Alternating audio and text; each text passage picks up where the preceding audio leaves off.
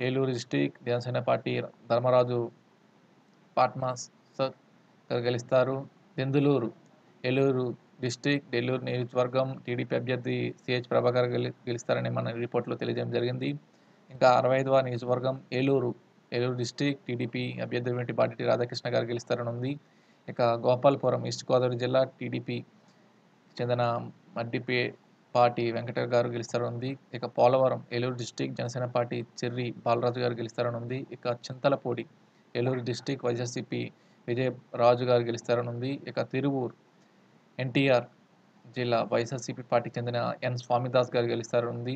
ఇక నూజివీడ్ ఏలూరు డిస్టిక్ వైఎస్ఆర్సీపీ పార్టీకి చెందిన మేక వెంకట్రావు గారు గెలుస్తారని ఉంది. ఇక గన్నవరం కృష్ణా జిల్లాకు చెందినటువంటి టీడీపీ యార్లగడ్డ వెంకటరావు గారు గెలుస్తారని ఉంది. ఇక గుడివాడ కృష్ణా జిల్లా వైఎస్ఆర్సీపీ కె నాని గారు గెలుస్తారని ఉంది. ఇక కైకలూరు ఏలూరు బీజేపీ అభ్యర్థి అయినటువంటి కామినేని శ్రీనివాస్ గారు గెలుస్తారని ఉంది. ఇక పెడాన కృష్ణా జిల్లా టీడీపీ అభ్యర్థి కాగిత కృష్ణ ప్రసాద్ గారు గెలుస్తారని ఉంది. ఇక మచిలీపట్నం కృష్ణా జిల్లా టీడీపీ కొల్లు రవీంద్ర గారు గెలుస్తారని ఉంది. ఇక అవనిగడ్డ జనసేన పార్టీ మండలి బుద్ధప్రసాద్ గారు గెలుస్తారని ఉంది. ఇక పెమారు కృష్ణా డిస్టిక్ వైఎస్ఆర్సీపీ అభ్యర్థి కల్లి అనిల్ కుమార్ గెలుస్తారని ఉంది. ఇక పెనమలూరు కృష్ణా డిస్టిక్ టీడీపీ అభ్యర్థి బోడే ప్రసాద్ గారు గెలుస్తారని ఉంది. ఇక విజయవాడ వెస్ట్ చూస్తే ఎన్టీఆర్ జిల్లా భారతీయ జనతా పార్టీకి చెందిన సుజనా చౌదరి గారు గెలుస్తారని ఉంది. ఇక 80వ నియోజకవర్గం Vijayawada central NTR district TDP అభ్యర్థి బొండారు ఉమామహేశ్వరరావు గెలుస్తారని ఉంది. విజయవాడ ఈస్ట్ ఎన్టీఆర్ జిల్లా టీడీపీ అభ్యర్థి గడ్డే రామమోహన్ గారు గెలుస్తారని ఉంది. ఇక మైలవరం ఎన్టీఆర్ డిస్టిక్ టీడీపీ అభ్యర్థి వసంత వెంకట్రావు గారు గెలుస్తారని ఉంది. ఇక Nandigama SC reserve NTR district YSRCP పార్టీకి చెందినటువంటి కొడాలి నాని గారు గెలుస్తారని ఉంది. ఇక జగ్గయ్యపేట ఎన్టీఆర్ డిస్టిక్ వైఎస్ఆర్సీపీ ఎస్ ఉదయభాను గారు గెలుస్తారని ఉంది. ఇప్పుడు ఇండియాకి కావాల్సింది ఎటువంటిదంటే డైరెక్ట్ డెమోక్రసీ కావాలి. డైరెక్ట్ డెమోక్రసీ ఎందుకు అంటున్నానంటే డైరెక్ట్ డెమోక్రసీ కోసం చెప్తాను. స్విట్జర్లాండ్ అనే ఒక దేశం ఉంది. అక్కడ స్విట్జర్లాండ్ అనే దేశంలో ప్రజలే పాలకులు. ఎందుకంటే ప్రజలే పాలకులు ఎందుకంటే అంటున్నానంటే అక్కడ మనలాగే ఎంపీలు ఉంటారు, ఎమ్మెల్యేలు ఉంటారు, అంతా అవుతాయి. ఎంపీలు ఇలా ఉంటారు. కాకపోతే అక్కడ ప్రజలు ఎన్నుకుంటారు రాజకీయ నాయకుల్ని. ఆ రాజకీయ నాయకుడు గెలిచి 1 నెల, 2 నెలలైనా అవినీతి పరుడుగా మారారనుకోండి, రీకాల్ విధానం చేత ఆ రాజకీయ నాయకుడు గద్దె దిస్తారు ప్రజలు. అక్కడ ప్రజల చేతుల్లో అధికారం ఉంటది. ప్రజలే మొత్తం ఒక ఓటింగ్ పెట్టి రాజకీయ నాయకుడు గద్దె దించవచ్చును. సో, అక్కడ ఇది ఉంటది. కాకపోతే ఇండియాలో ఒక రాజకీయ నాయకుడు గెలిచిన తర్వాత వాళ్ళు తప్పు చేసినా, రైట్ చేసినా 5 సంవత్సరాలు అనేది అలాగే ఉండిపోతున్నారు.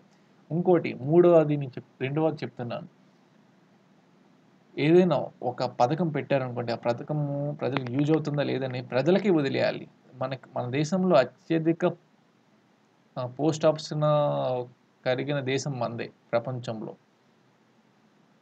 ఈ పోస్ట్ ఆఫీసుల ద్వారా ప్రజల యొక్క ఒపీనియన్ సర్వే చేసి మీకేం పథకం కావాలి ప్రజల యొక్క లెటర్స్‌లో రాసి ఆ పోస్ట్ ఆఫీసుల్లో పడేస్తే అక్కడ మనకి ఏ పథకాలు కావాలని తెలుసుకొని అది చట్టసభల్లో లోక్‌సభ, పార్లమెంట్ అయితే లోక్‌సభ, రాజ్యసభ, ఇక్కడ అసెంబ్లీ నియోజకవర్గాల్లో అయితే శాసన మండలి అయినటువంటి అసెంబ్లీలో దాన్ని ప్రజల యొక్క సర్వే చేసిన ఆ యొక్క కరపత్రాన్ని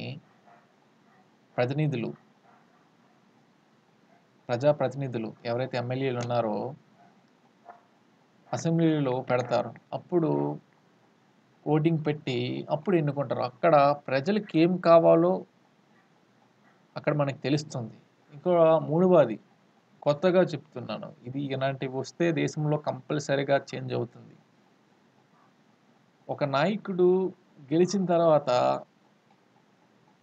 తప్పు చేసిన అసలు ఎలిగేషన్స్ వచ్చిన న్యూస్ ఛానెల్‌లో వచ్చిన నాయకుడు అలాగే ఉంటున్నాడు.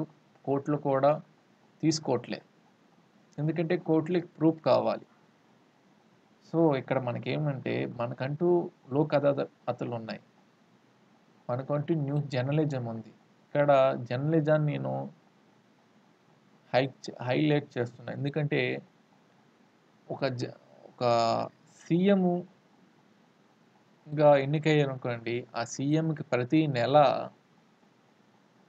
ఒక ఇన్వెస్టిగేషన్ సిబిఐ కానీ లేకపోతే ఇంటెలిజెన్స్ బ్యూరో బృందము మరియు జర్నలిస్టులు ఒక ఇద్దరు మరియు జడ్జిలు సమక్షంలో ప్రతి నెల వీడియో కాన్ఫరెన్స్ ప్రజలకు తెలిసే విధంగా ఈ ఒక 1 మంత్లో ఏదైతే ఆ రాజకీయ పార్టీ గెలిచిందో ఆ సీఎంగా ఉన్నారో ఆ సీఎంగా గెలిచిన వ్యక్తిని ప్రతి నెల ఇన్వెస్టిగేషన్ చేయాలి ప్రజల ముందు.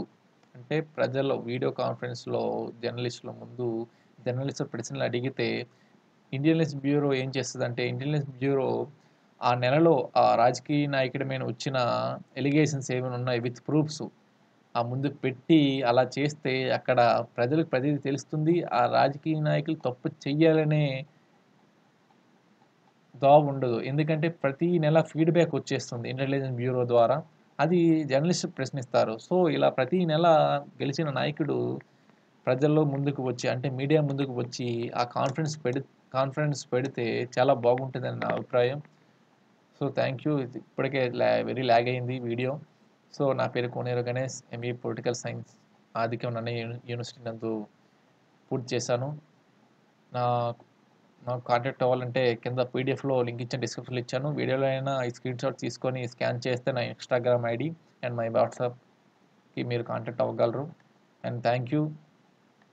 Be change, be aware. Jai Hind.